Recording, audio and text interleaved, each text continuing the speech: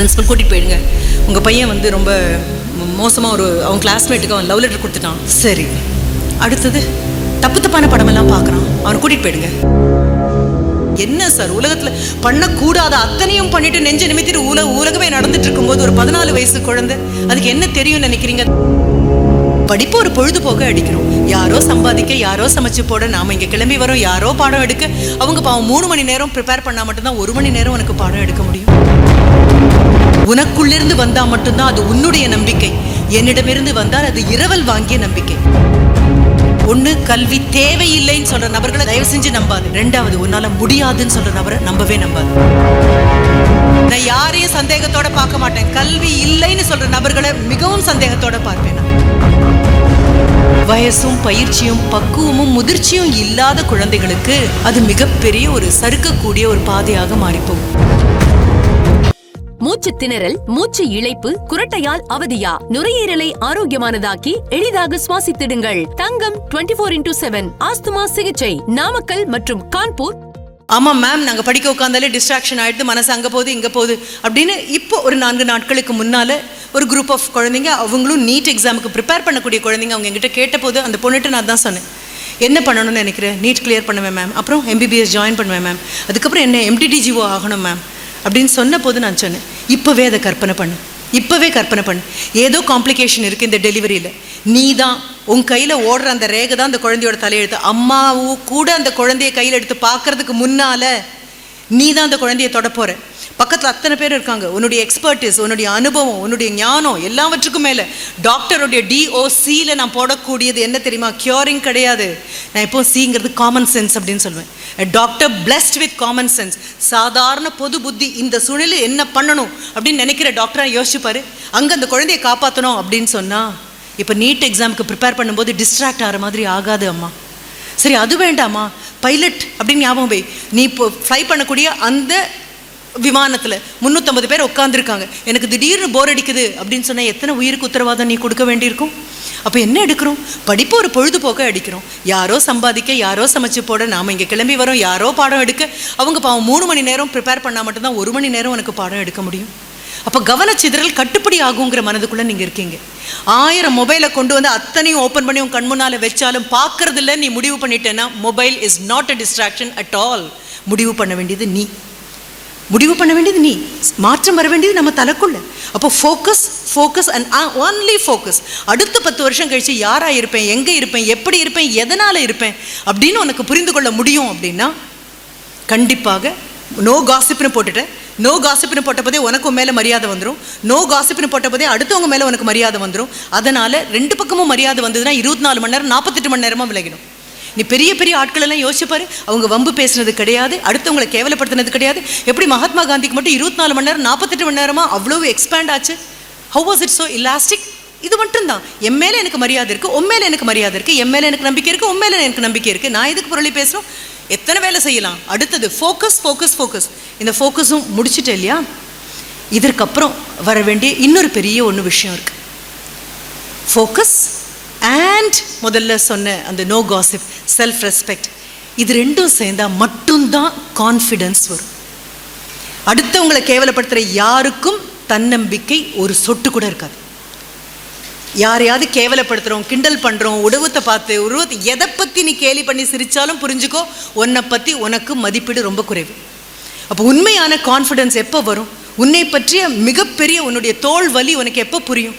உன்னுடைய உறுதி உனக்கு எப்போ புரியும்? அப்படின்னா மனதுக்குள்ளே கற்பனை பண்ணி பார்க்குற, நீ எந்த நிலைமையில் நிற்கிற. ஒரு அழகான ஜென் கதை உண்டு. Because psychology says we think in pictures. மனிதர்கள் படங்களாகத்தான் நம்மளால் கற்பனை பண்ண முடியும் அப்படின்னு சொல்லுவாங்க. You think in pictures. என்ன ஆனாலும் அடுத்த நிமிடம் அந்த காட்சி உன் கண் முன்னால் வரணும். இப்போ மிகப்பெரிய ஒரு மல்யுத்த வீரர் இருக்கார். அந்த மல்யுத்த வீரருக்கு தனியாக இருக்கும்போது தன்னுடைய குருவை கூட மிஞ்ச அவரால் முடியும். தனக்கு சொல்லிக் கொடுத்த பாடம் சொல்லிக் கொடுத்த அந்த ஆசானை கூட மிஞ்சும் அளவிற்கு வலுவானவர். ஆனால் 10 பேர் பார்க்குறாங்க அப்படின்னு தெரிஞ்சால் தன்னுடைய மாணவர்கள் கிட்ட கூட அவர் தோற்று போயிடுவார். அந்த அளவுக்கு ஒரு பதட்டமான நிலைமையிலே, சிம்மரிங் அப்படின்னு சொல்லுவோம், கொதி நிலையிலே இருக்கக்கூடிய மனது. இந்த கொதி நிலையில் இருக்கக்கூடிய மனது கண்டிப்பாக தேர்வுக்கு போகும்போது எல்லாம் மறந்து போகிறது அதனால தான். அப்போது ஒரு குரு கிட்ட வராரு. வந்து குரு கிட்ட கேட்குறாரு, நான் என்ன பண்ணட்டும், எனக்கு ரொம்ப அச்சமாக இருக்குது. அப்போ குரு சொல்கிறார், ஒன்றும் பண்ண வேண்டாம், இந்த கடல் எதிரில் இருக்குது, கடலுக்கு எதிராக தான் இந்த ஆசிரமம் இருக்குது. இங்கே உட்காந்து கடலையே பார்த்துட்டு கடலையே பார்த்து பார்த்து பார்த்து என்ன நினைனா, இந்த அலைகளாக உன்னை மாற்றிக்கொள் அப்படின்னு சொல்கிறாரு. இந்த அலைகள் சாதாரணமாக வந்து போய் காலை வருடி கொண்டு போகக்கூடிய அலைகள் அல்ல, ஆழிப்பேரலைகள் மாற எல்லாரையும் விழுங்கிடுவேன் அப்படின்னு சொல்லி எக்காலமிட்டு வரக்கூடிய அலைகளாக உன்னை நினைத்துக்கொள் அப்படின்னு சொல்கிறார். முதல் ஒரு நாள் இவர் வேறு அலைகள் வேறு, இரண்டாவது நாள் அலைகளினுடைய மாற்றத்தை பார்த்துட்டே இருக்காது, மூன்றாவது நாள் வரும்போது தான் என்பது மறந்து போய் அலைகளாக மாற ஆரம்பிக்குது இந்த மிகப்பெரிய மல்யுத்த வீரருடைய மனது. நாட்கள் போக போக போக கடல் முன்னால் வந்து உட்கார வேண்டிய தேவையே இல்லை. கண்ணை மூடிக்கொண்டாலே அலைகளைப் போல அவரால் எழும்ப முடியும், அலைகளைப் போல அவரால் வீழ முடியும், அலைகளைப் போல அவரால் எல்லோரையும் ஆட்கொள்ள முடியும், அத்தனையும் முடியும். அது அத்தனையும் மனக்கண்ணுக்குள்ள தானே மனிதனாக இல்லாமல் ஒரு ஆழி பேரலையாக அவர் உணர உணர உணர எதையெல்லாம் பார்த்து பயந்தாரோ அந்த பயமெல்லாம் கண்ணை விட்டு வெளியில் போயிடுச்சு. ஒரு மாத காலத்திற்கு அப்புறம் அவர் அந்த தியான நிலையிலிருந்து ஒவ்வொரு நாளும் கற்பனை செய்த தியான நிலையிலிருந்து வெளியில் வரும்பொழுது அந்த ஆசான் கிட்ட கேட்குறாரு, இனி நான் போகலாமா அப்படின்னு சொல்கிறாரு. நீ போகலாம், ஆழிப்பேரலையை போல போகலாம், மிகப்பெரிய பேரலையை போல போகலாம், எல்லாவற்றையும் கபலீகரம் செய்து கொள்ளக்கூடிய ஆற்றல் உள்ள அலையை போல போகலாம், சாதாரண மல்யுத்த வீரன் அல்ல அப்படின்னு புரிந்து கொள் அப்படின்னு சொல்கிறாரு. அதுக்கப்புறம் அவர் தோல்வியே அடையலைன்னு அந்த ஜென் புத்திசம் வரும். யோசித்து பார்க்கும்போது அதுதான் தோணும். விவேகானந்தர் சொல்லக்கூடியது கூட அதுதான், எதாக நீ எதை நினைக்கிறாயோ அதாகவே நீ மாறிவிடுவாய் அப்படின்னு சொல்லக்கூடியது. குழந்தைகளையே நினைத்து கொண்டிருக்கக்கூடிய அம்மா குழந்தைகளை பார்க்கும்போதெல்லாம் குழந்தையாக மாறுற மாதிரி, எப்பொழுதுமே வெற்றியை மட்டுமே நினைத்து கொண்டிருக்கக்கூடிய வெற்றியாளர்களுக்கு தோல்வி கூட வெற்றியின் இன்னொரு பக்கமாக தெரிகிற மாதிரி, எங்கெல்லாம் போய் நிற்கணும், யாராக நிற்கணும், எப்படி நிற்கணும்னு நீ முடிவு பண்ணுறியோ அதை மறுபடியும் மனக்குள் காட்சியாக கொண்டு வா. That is exactly what you call your confidence. யாரோ கொடுத்து வரது இல்லைம்மா நம்பிக்கை. ஏதோ 10 நிமிஷம் நான் பேசுகிறேன், 15 நிமிஷம் பேசுகிறேன், 1 மணி நேரம் பேசுகிறேன், உன்னை பார்த்து பேசிட்டு போகும்போது கண்டிப்பாக மேடம் சொன்ன மாதிரி எனக்கு பயங்கரமான தைரியம் வந்துருச்சு, நீ நினைக்கிறது எவ்வளோ சத்தியமோ அவ்வளோ சத்தியம், நாளைக்கு திரும்பி வரும்போது அத்தனையும் கீழே போயிடும் அப்படிங்கிறது. என்ன காரணம்? யாராவது கொடுக்கக்கூடியது வெறும் இரவல் வெளிச்சம் மட்டும்தான். உனக்குள்ளிருந்து வந்தால் மட்டும்தான் அது உன்னுடைய நம்பிக்கை, என்னிடமிருந்து வந்தால் அது இரவல் வாங்கிய நம்பிக்கை. இப்போ அந்த பயிற்சிக்குள்ளே போ. எப்பெல்லாம் மனம் தடுமாறுதோ, எப்பெல்லாம் என்னால் முடியுமா அப்படின்னு தோணுதோ, எப்பெல்லாம் பக்கத்தில் இருக்கிறவங்களும் அடுத்தவங்களும் அத்தையும் சித்தியும் மாமியும் இதெல்லாம் உனக்கு ஒன்றும் வராது அப்படின்னு சொல்கிறாங்களோ அப்பெல்லாம் புரிஞ்சுக்கோ, 2 பேரை நம்பக்கூடாது. ஒன்று, கல்வி தேவையில்லைன்னு சொல்கிற நபர்களை தயவு செஞ்சு நம்பாது. 2வது, உன்னால் முடியாதுன்னு சொல்கிற நபரை நம்பாது. ஏன்னா உன்னால் முடியாதுன்னு சொல்கிற நபருக்கு அளவுகோல் என்னன்னு கூட கிடையாது. அவரது தோல்விகளை அளவுகோலாக வைத்துக்கொண்டு ஒன்று அளந்துட்டு இருப்பாங்க. அவங்களால முடியல, அதனால ஒன்றால் முடியாதுன்னு சொல்லுவாங்க. 100 மார்க் வாங்கினாலும் பெரிய காரியமா, 100 வாங்கினவங்களாம் என்ன சாதிச்சிட்டாங்க அப்படின்னு யாராவது கேட்டாங்க அப்படின்னா தயவு செஞ்சு புரிஞ்சுக்கோ, அவங்க 35 கூட தாண்டலை அப்படின்னு. 100 வாங்குறது எவ்வளோ பெரிய விஷயம்னு அவங்களுக்கு தெரியும், வாங்கினவங்களுக்கு தெரியும். படிக்கிறது தான் பெரிய விஷயமா அப்படின்னு கேட்ட கேள்வி தப்பான கேள்வி. Wrong question will never get a right answer. கிடைக்காம கிடைச்ச கல்வி. அப்போ படிப்பு வேண்டாம் அப்படின்னு யாராவது சொன்னால், ஊடகத்திலேயோ நாடகத்திலேயோ திரைப்படத்திலேயோ எத்தனைப்பட்ட பெரிய பிரபலமாக இருந்தாலும் சரி, கல்வியை கொச்சைப்படுத்தினால் இந்தியா கற்காலத்துக்கு திரும்பி போயிடும். இழுத்து கொண்டு வந்திருக்கோம் இந்தியாவை, 2023க்கு கொண்டு வந்து நிறுத்தியிருக்கோம் இந்தியாவை. அத்தனை குழந்தைங்களுக்கும் பள்ளிக்கூடம் போக முடியும், அத்தனை குழந்தைங்களுக்கும் கல்லூரிக்கு போக முடியும், அத்தனை குழந்தைங்களுக்கும் மேற்படிப்பு படிக்க முடியும். ஏன் அமெரிக்காவில் அண்ணாந்து பார்க்கக்கூடிய அத்தனை பேரும் கூகுளா அப்படின்னு கேட்டிங்கன்னா நிமிர்ந்து பார்த்தீங்கன்னா இங்கிருந்து போன ஒரு குழந்தை தான் அங்கே உட்காந்துட்ருக்கு. கல்வியை போல கேடயம் கிடையாது, கல்வியை போல ஆயுதம் கிடையாது. ஒரு காலத்துலேயும் ஒத்துக்காதேம்மா. நான் யாரையும் சந்தேகத்தோடு பார்க்க மாட்டேன். கல்வி இல்லைன்னு சொல்கிற நபர்களை மிகவும் சந்தேகத்தோடு பார்ப்பேன் நான். ஏன்னா கஷ்டப்பட்டு மேலே கொண்டு வந்திருக்கோம். உங்களை தரன்னு பின்னால் இழுத்துட்டு போயிடுவாங்க. டாக்டர் சொன்ன மாதிரி ஆண் ஆதிக்கம் அல்ல, பெண் அடிமைங்கிறது வேற. டாக்டர் ஆண் ஆதிக்கம் செலுத்தி பெண் அடிமையாவது வேற, பெண் தன்னுடைய தாழ்வு மனப்பான்மைக்கு அடிமையாகிறது அப்படிங்கிறது வேற. கல்வி மட்டும் அவளுக்கு கிடைக்க பெறாமல் போகுமே, ஆனால் மண்ணில் இருக்கக்கூடிய புழு கூட தன்னை நதுக்கிறவங்களுக்கு எதிராக நிற்கும், பெண்ணுக்கு கூட முடியாமல் போயிடும். அதனால கல்வியை 1000 கையோடு அரவணைச்சிக்கோ. கிடைக்க பெரியாத ஒரு பெரிய சான்ஸ், எனக்கு வாய்ப்பு எனக்கு கிடைச்சிருக்கோ. உன்னை அளக்க உன்னால் மட்டும்தான் முடியும், வேறு யாரும் கிடையாதுன்னு புரிஞ்சுக்கோ.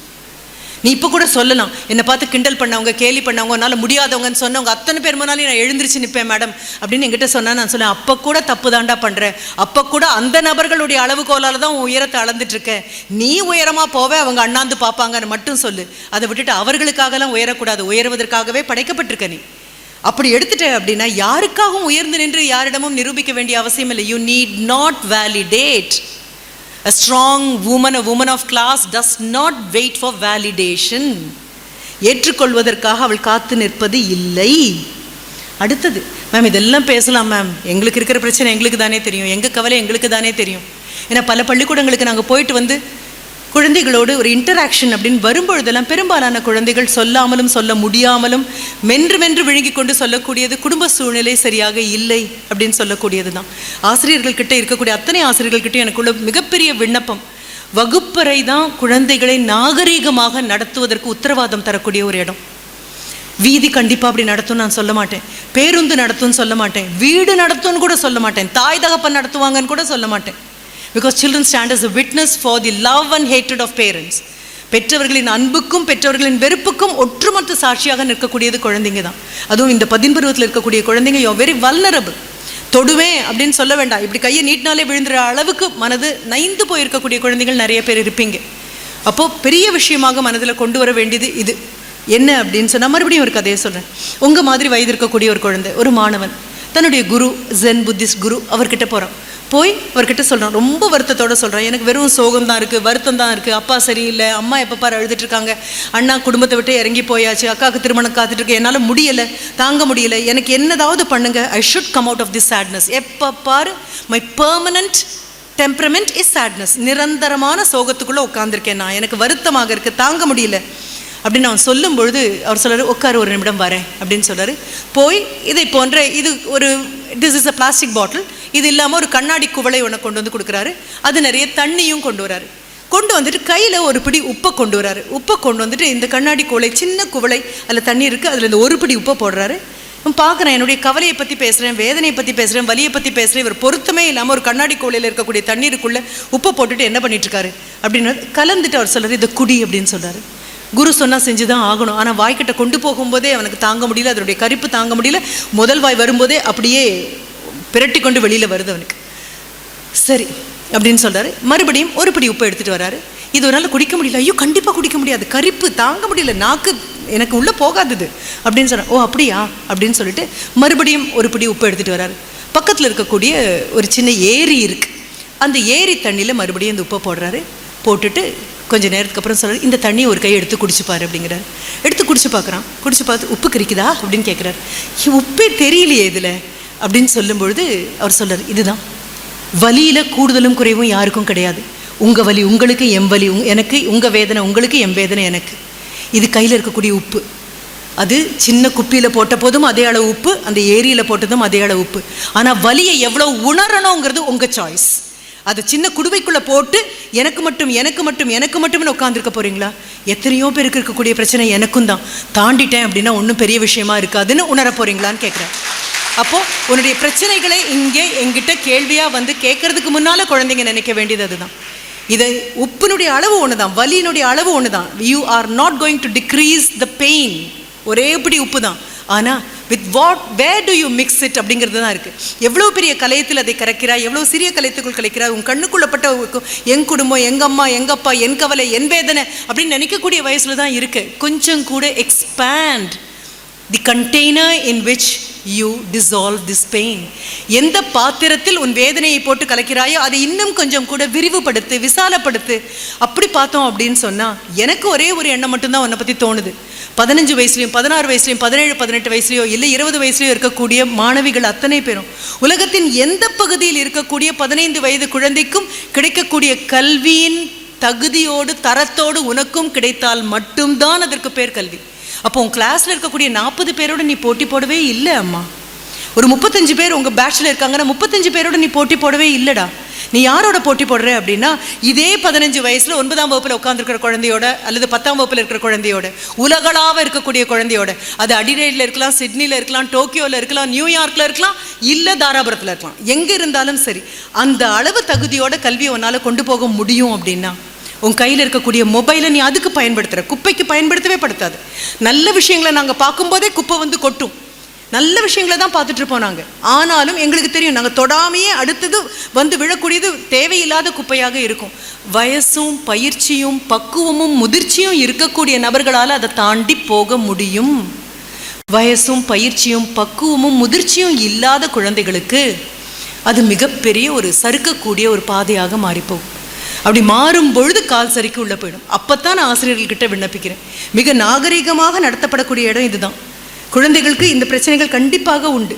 ஒரு தகப்பன் என்கிட்ட சொன்னது, 9ஆம் வகுப்பு படிக்கக்கூடிய என்னுடைய மகனை அந்த பள்ளிக்கூடத்தில் ஹாஸ்டலில் கொண்டு போய் விட்டுருக்கேன், அவர் வந்து குழந்தைய கூட்டிகிட்டு போயிடுங்கன்னு சொல்லிட்டாரு. பிரின்ஸிபல் கூட்டிகிட்டு போயிடுங்க, உங்கள் பையன் வந்து ரொம்ப மோசமாக அவன் கிளாஸ்மேட்டுக்கு அவன் லவ் லெட்டர் கொடுத்துட்டான்.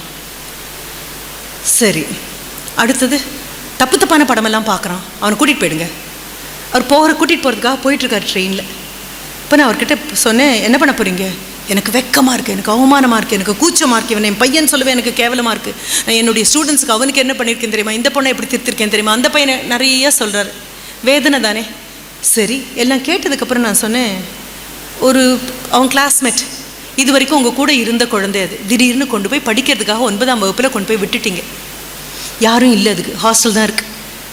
அம்மாவுடைய அரவணைப்பு இல்லை, அப்பாவுடைய அரவணைப்பு இல்லை, தம்பியோட விளையாட்டு இல்லை, தாத்தாவுடைய அரவணைப்பு எதுவுமே இல்லை. பள்ளிக்கூடத்தில் கொண்டு போய் 15 வயசு 14 வயசு குழந்தைய விட்டுட்டீங்க. அவங்ககிட்ட அன்பாக பேசின ஒரு பொண்ணை பார்த்தோன்னா அதுதான் காதல் அப்படிங்கிற மாதிரி தான் சினிமாக்கள் சொல்லுது. அந்த குழந்தைக்கு அதுதான் தெரியும். மறுபடியும் சொல்கிறேன், அதுக்கு 14-15 வயசு தான். அவன் அந்த அப்பாட்ட ரொம்ப சிரிச்சுட்டே கேட்டேன், நீங்கள் எத்தனை பேர் என்ன தப்பாக நினைப்பீங்கன்னு எனக்கு தெரியாது, ஆனாலும் கேட்குறேன், ஒரு பெண்ணிடம் என்னுடைய அன்பை செலுத்துவதற்கு இதை விட நாகரிகமான ஏதாவது ஒரு வழி உலகத்தில் இருக்கிறதா? ஒரு லெட்டரில் தனக்கு தெரிஞ்ச மாதிரி எதையோ எழுதி கொண்டு போய் அந்த பொண்ணுகிட்ட கொடுக்கறத தவிர, அதை விட கொடுக்கறது சரியா தவறா நான் பேசவே இல்லை. இதை விட நாகரிகமான எதையாவது எங்கேயாவது பார்த்துருக்கீங்களா? ஊடகங்களையும் நாடகங்களையும் திரைப்படங்களையும் வர எந்த கேவலத்துக்குள்ளேயும் அந்த குழந்தை போகலை. ஆமாம், உடனே ஹெச்எம் கூப்பிட்டு கொடுத்துட்டாங்க. யாராவது தலைமை பொறுப்பில் இருந்தால் உங்களுக்கும் சேர்த்து தான் நான் சொல்கிறேன். அவர்கிட்ட சொன்னேன், பையனை கூட்டிகிட்டு வரும்போது நீங்கள் சொல்ல வேண்டிய ஒன்று, இங்கே பாரு, நீயே நான் பணம் கொடுத்து தான் படிச்சுட்ருக்க, இந்த பொண்ணை கல்யாணம் பண்ணிக்கலாம் தோன்றது வேறு, ஆனால் அவங்க அப்பாவுக்கு உன்னை நம்பிக்கை வரணும் தானே, உன் மேலே நம்பிக்கை வரணும் அப்படின்னா உனக்கு இன்னும் வயசாகணும் தானே, வயசானா மட்டும் போதாது, நீ இன்னும் படித்து மேலே வரணும் தானே, மேலே வந்து பெரிய வேலைக்கு வரணும் தானே, பெரிய வேலைக்கு நீ வரக்கூடிய அடுத்த 10 வருஷத்துக்குள்ளே இந்த பப்பி லவ் மறந்து கூட போயிருக்கலாம். நீ மிகப்பெரிய இடத்துல போய் பெரிய ஆளாக ஆகும்போது அந்த குழந்தையோடைய அப்பா யார் கோவப்பட்டாரோ அவர் தனியாக ஒரு நிமிஷம் மனசில் நினைக்கலாம், ஐயோ ஐ மிஸ் தட் பாய், சே அந்த பையனை மிஸ் பண்ணிட்டேனே அப்படின்னு நினைக்கிற அளவுக்கு பையனை உறுதி கொடுத்து மேலே கூட்டிகிட்டு வருவீங்களா? அதை விட்டுட்டு ஏதோ லவ் லெட்டர் கொடுத்தான்னு நீங்கள் என்னமோ அவமானம், என்ன சார் உலகத்தில் பண்ணக்கூடாத அத்தனையும் பண்ணிட்டு நெஞ்ச நிமித்திட்டு உலகமே நடந்துட்டு இருக்கும்போது ஒரு 14 வயசு குழந்தை அதுக்கு என்ன தெரியும்னு நினைக்கிறீங்க? அது பார்த்த காட்சிகள் என்ன? சரி, அடுத்தது கெட்ட படங்கள் எல்லாம். நான் சொன்னேன், அந்த படத்தை அந்த குழந்தை உருவாக்கலை, அந்த படத்தில் அந்த குழந்தைக்கு எந்த நம்பிக்கை எதுவுமே தெரியாது அதுக்கு. ஆனால் இது ஒரு போதை. உங்களுடைய மொபைல் ஃபோனை பற்றி இதை விட தெளிவாக உங்ககிட்ட யாரும் பேச முடியாது. உன்னுடைய சறுக்கல்கள் எங்கெல்லாம் இருக்கும் அப்படிங்கிறத நான் சொல்கிறேன். யாதுமானவளாக உறுதியான ஒரு குழந்தையாக மாறணும் அப்படின்னு சொன்னால் சறுக்கலே இல்லாத இடத்தை தாண்டி போகிறதுல எதுவும் கிடையாது. சறுக்கலும் வழுக்கலும் இருக்கக்கூடிய இடத்தில் சறுக்காமலும் வழுக்காமலும் போகணும். அதுதான் பெரிய விஷயம். சறுக்காமலும் வழுக்காமலும் போகிறது மட்டுமல்ல, சறுக்கியவர்களுக்கும் வழுக்கியவர்களுக்கும் கையை கொடுத்து தூக்கி கொண்டு போகணும். அதுதான் பெரிய விஷயம். அவங்கள உட்காந்து அசைப்படுறதுக்கு அல்ல. நாம் கையை பிடிச்சி கூட்டிகிட்டு போங்க, ஒன்றும் இல்லை, ஒரு விஷயமும் இல்லை, அப்பா பக்கத்தில் இருக்கேன்டா, பயமே படாதே அம்மா, அப்பா இருக்கேன் இல்லைடா. இப்போ தான் ஒரு ஆணோடையும் ஒரு பெண்ணோடையும் நிற்க வேண்டியது. பெண் குழந்தைங்களுக்கு இந்த மாதிரி பிரச்சனை வருதா, டீச்சர்கிட்ட வராங்களா, டீச்சர் தோளில் கையை போட்டு சொல்லணும், பயப்படாதடா, இருக்கும், எல்லார் மனதுக்குள்ளேயும் எல்லாம் வந்துட்டு தான் போச்சு. வந்தது நின்றுக்கும், நின்னது போயிருக்கும், வந்தது போகாமையே கூட இருக்கும், வெளியில் காமிக்காமல் இருந்திருப்போம், எத்தனையோ இருக்கு இல்லையா? எல்லா மனதும் புரிந்தமானது அல்லவே. அப்போது என்ன பண்ணுறோம் அப்படின்னா, குழந்தைய அரவணைச்சு வாங்க, அப்பா கூட இருக்கேன்டா, இதெல்லாம் இந்த வயசில் இருக்கும் கணுமா, தாண்டி போயிடலாம் வாடா அப்படின்னு சொல்லி வீட்டுக்கு திருப்பி கூட்டி போனால் பக்கத்து வீடு அடுத்த வீடு என்ன பண்ணுவாங்க அப்படின்ன போது நான் சொன்னேன், ஏன் சார் உங்களுக்கு பொய் சொல்ல தெரியாதா அப்படின்னு. என்ன மேம் நான் பொய் சொல்வேன் சார் அப்படின்னு. நான் என்ன பொய் சொல்வீங்க, தனியாக ஹாஸ்டலில் விட்டேன், சோறே திங்காமல் படுத்துட்டு இருக்கான், உடம்பெல்லாம் 10 கிலோ இழைச்சி போச்சு, படிப்பெல்லாம் போதும்னு வீட்டுக்கு கூட்டிகிட்டு வந்துட்டேன், எங்கள் கூட உட்காந்து படித்தா போதும் அப்படின்னு பக்கத்து வீடு அடுத்த வீடுகிட்ட நான் சொல்லுவேன் சார் அப்படின்னு சொன்னேன். என் குழந்தைய விட எனக்கு உண்மை முக்கியம் இல்லை, என் குழந்தையோட மன அமைதியை விட எனக்கு முக்கியம் கிடையாது. எடுத்துக்கொள்ள வேண்டிய மிகப்பெரிய பொறுப்பு எங்கள் காலத்தில் தான் சொல்கிறதெல்லாம் நிறுத்திட்டு 2023 தாண்டி போகிறது ரொம்ப கஷ்டம். குப்பையை கொண்டு வந்து குழந்தைங்க முன்னால் கொட்டியிருக்கோம். யாதுமானவளாக ஒவ்வொரு குழந்தையும் மாறணும் அப்படின்னா யாதுமானவர்களாக மூத்த தலைமுறை அங்கே வந்து நிற்கணும், தோள் கொடுத்து நிற்கணும். பயப்படாத, நான் இருக்கேன், சாஞ்சுக்கோ அப்படின்னு சொல்லணும். ஆசிரியர்கள் பக்கத்தில் நான் இருக்கேன்டா, பயப்படாத, விரலை பிடிச்சிக்கோ கணுமா, விரல் வேண்டாமா கையை பிடிச்சிக்கோ, கை வேண்டாமா தோளில் தூக்கி வச்சு கொண்டு போய் அங்கே விடுறேன், 20 வயசை தாண்டிட்டேன்னா ஊருக்கெல்லாம் நீ நீதி போதனை சொல்வேமா அப்படின்னு சொல்லி கூட நிற்கணும். மூச்சு திணறல், மூச்சு இழைப்பு, குரட்டையால் அவதியா, நுரையீரலை ஆரோக்கியமானதாக்கி எளிதாக சுவாசித்திடுங்கள். தங்கம் 24x7 ஆஸ்துமா சிகிச்சை நாமக்கல் மற்றும் கான்பூர்